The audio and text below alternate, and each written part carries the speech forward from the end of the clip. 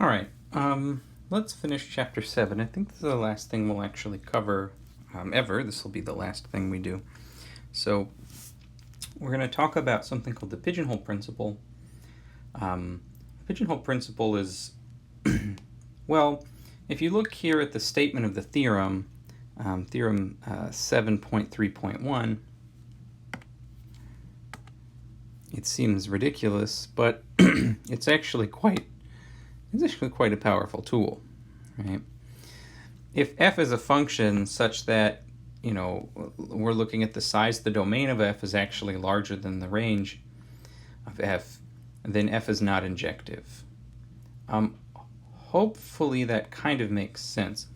If, the proof of this statement is an easy example of proof by contradiction, so we'll include it here. And notice that they give you a proof, and the proof seems, really it seems almost trivial, right? Because you just suppose that f is a function with, you just do proof by contradiction, right? You suppose this is not true, right? That means that the domain of f is greater than the range of f, and that f is in fact an injective function, right? Injective just means it's a one-to-one function. So what we're doing is, by supposing that it's a function where the domain is greater than the range and that it's injective, what we're supposing is that f is a bijective function, right? It's a bijection between the domain set and the range set of f.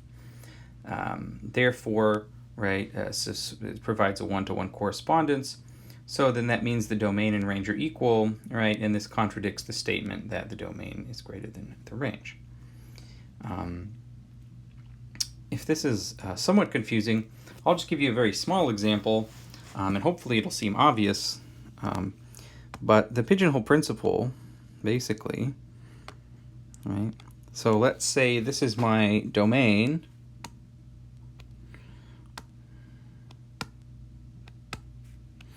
And here's my range.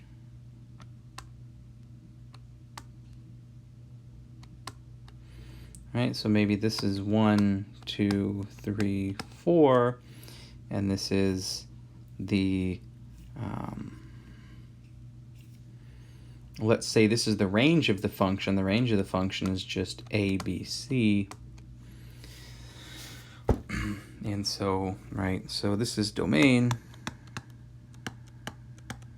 f. We'll say this is range f. And notice that the size of the domain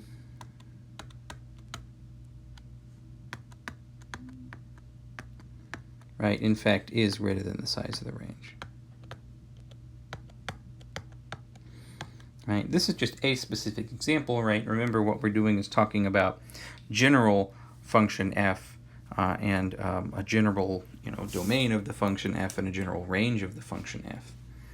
But basically what we're saying is that here, like, let's say 1 goes to A, 2 goes to B, 3 goes to C.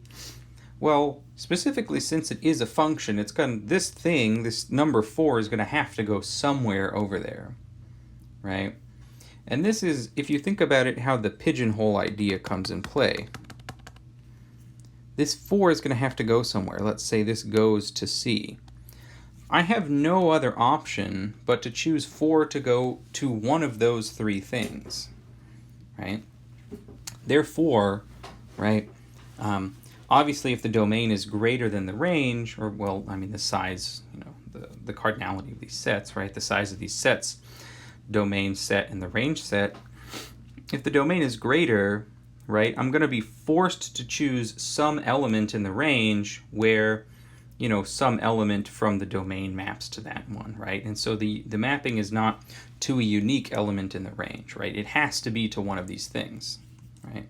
So if you look in the chapter, there's a nice picture of a roll-top desk, right? So they have these things called pigeonholes in them.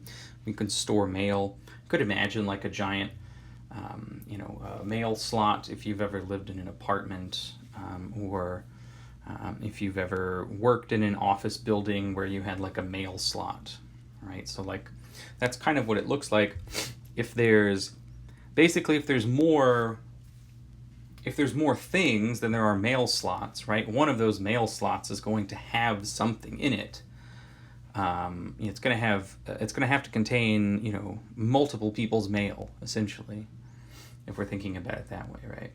Or in the idea of the roll top desk, right? If I have sort of like a mail sorted out this way, you know, one of those little pigeonhole mailbox things is going to have to contain, you know, more than one letter, right? If I have 6 pigeonholes, but only, you know, and I have 7 letters, then I have to put 2 letters in one of them, right?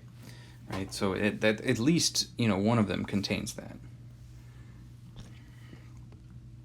And so that's the basic statement. And like I said, the proof seems like almost trivial, but notice that sometimes things could be quite powerful, right? Especially if we want to show existential statements. Sometimes this can be good. So let's look at this example here. Given n married couples, so there's 2 to the n people. If we choose n minus 1 people, we will be forced to choose both members of some couple, right? And the way we can think about this is that, you know, kind of like the pigeonhole, right? I could sort of divide up the groups as, you know, let's say it's the couples, right? So maybe married couple 1, right? This contains some pair of 2 people, right? We'll call it A1, B1, right? So person 1 and person 2 in this married couple, right? 1. And then we've got sort of like couple 2, and this has an A2, B2, right?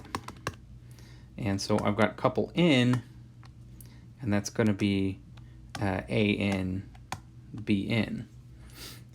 Now notice what it's saying. If we choose N plus 1 people, right, we are going to be forced to choose 2 people from one of the couples, right?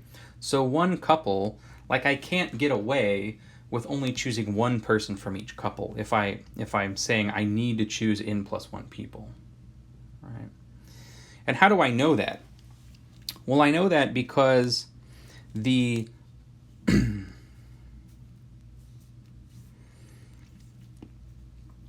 the set of, let's say, things that I'm going to is only n, right? So let's say I have this whole set of things I can choose from, which is A1, B1, A2, B2, and so on. If I were choosing only n people, notice I could just choose all of the A's or all of the B's, right? And I would get 1, 2, 3, up to n, right, people. But, right, if I have to choose n plus 1 people, notice that by choosing n plus 1 people, I'm forced to choose at least one. Well, I'm guaranteed that I'm going to make a selection where 2 people are from the same couple, right? Because think about it, I could just go A1, A2 all the way to AN, but then I'd have to choose some B somewhere to add that, you know, plus 1 person, right? So in this case, right, that's a way to think about it, that, you know, I'm going from the, let's say, domain of, you know, all of the people to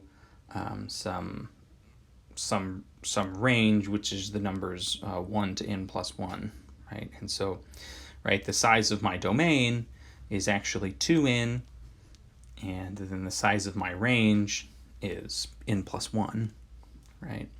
So I absolutely have to, right? I absolutely have to make more than one. I actually have to choose. Well, I guess the range is n, right? So the range is of size n. And so if I'm going from there to there, that's fine. So that's one thing, you know, we can kind of think about when we're doing this. And then lastly, they have a slightly stronger statement of the proof. And this could be, so in the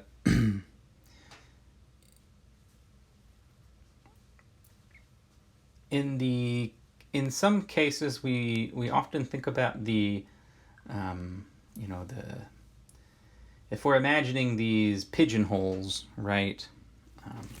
So each sort of hole holds the same amount of stuff, right? Well, here what they're saying is that if there are n containers having capacities m1 to mn, and there are 1 plus this many objects placed into them, then for some I, container I has at least mi objects in it.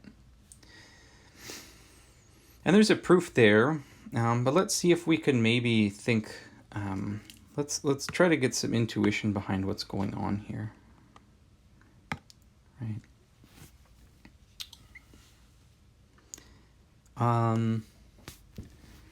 So what they're saying is that if I sum from, let's say, I equal 1 to n,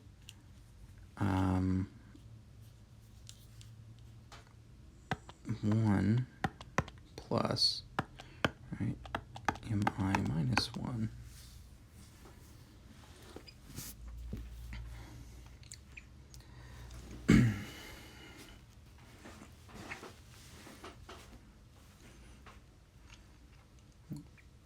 What they're saying is that one container, right, is going to have at least mi elements in it. So let's try to put some numbers to this and see what's happening.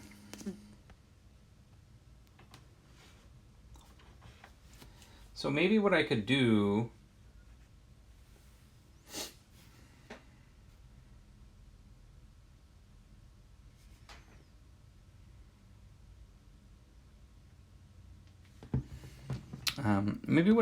is actually imagine a box, right, that contains,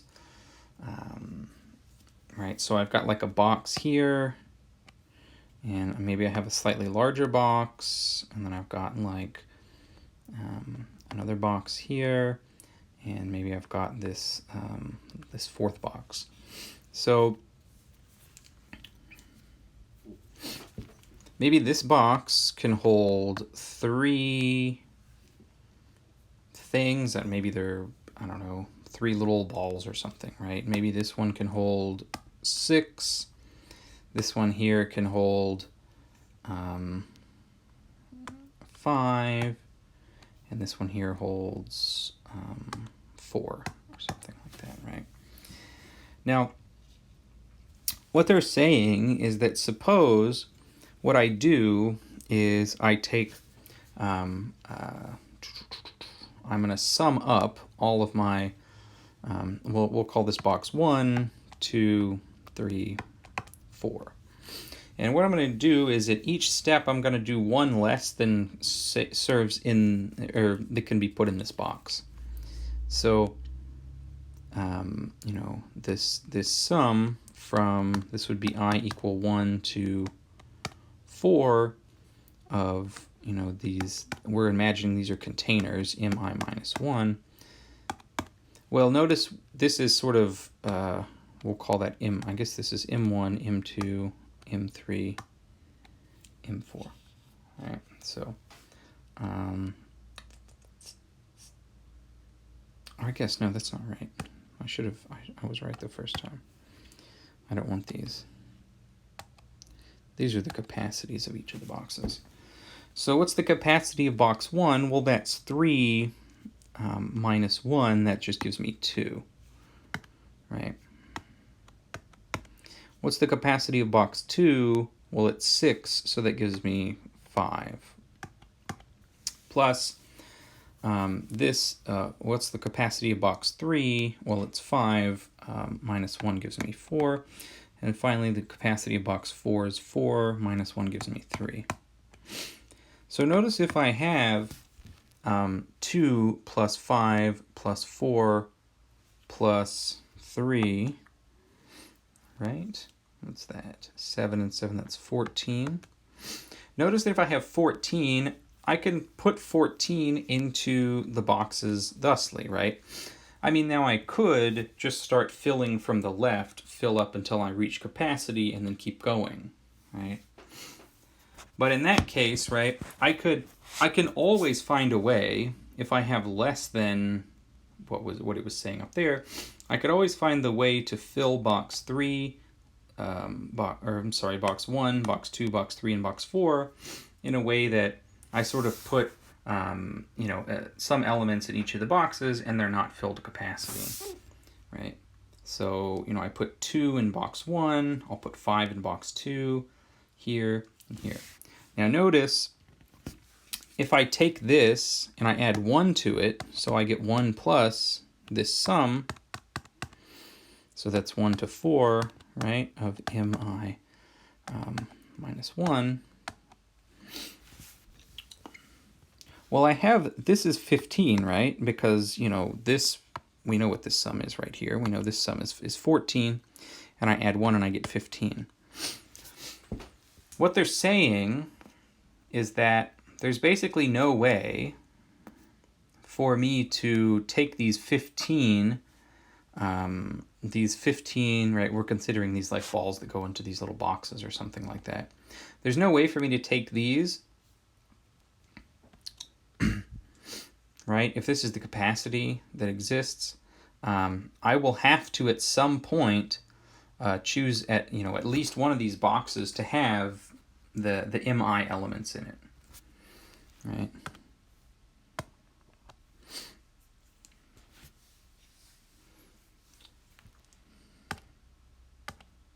And notice in this case that we're saying that there's at least one I can choose.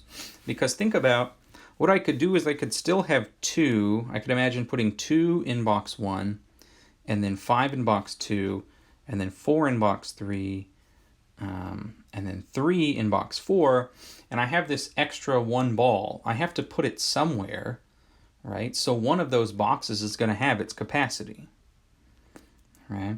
That's kind of the basic idea behind that, right? And the proof is also pretty straightforward on this one. But this is a slightly more general thing that we can think about, and in fact they're saying this is a little bit stronger of a statement, and that's probably fine. Yeah. So this is basically the pigeonhole principle. It seems pretty simple, right? And really the idea is once again just an argument about counting, right? I want to count the ways, I want to count the number of things that I can put into these little containers, right? And as they stress in the book, and as I'll state here, the idea of containers, they don't need to be physical containers, right? We could be talking about sets, right? We could be talking about sort of an abstract notion of things exist in these like sort of categories of things that are out there, right? So the, think about the married couple idea, right? Well, each couple contains these 2 people, right? They're in couples, right? And so if I want to choose these, if I want to choose this in a way where I am choosing n plus 1 people from all of the couples, well, there's going to definitely be one couple I choose 2 people from, right? At least one. Hopefully that kind of makes sense. All right, that's it.